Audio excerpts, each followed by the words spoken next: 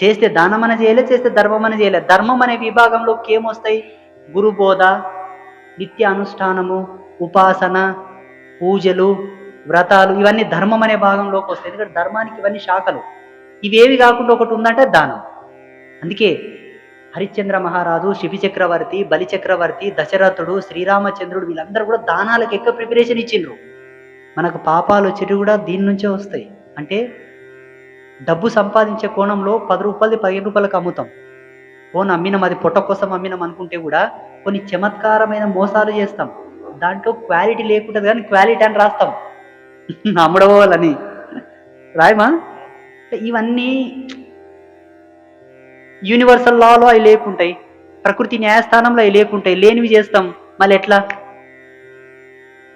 అందుకే వాళ్ళు చేయలే, తప్పదు. ఇప్పుడు మీరేమేం చేస్తారంటే 7 ఫీట్ల లోతుల గుంతలు పడ్డ తర్వాత అందుకునిగా చూస్తారు. నీ హైట్ ఉన్నది 5 ఫీట్లు, నీవు 5 ఫీట్లు, నీ చెయ్యి అందేదో యాడందుకుంటావయ్యా? అందుకే గుంతలు పడ్డాక జాగ్రత్త పడకండి, మొదటి నుంచే జాగ్రత్త పడండి.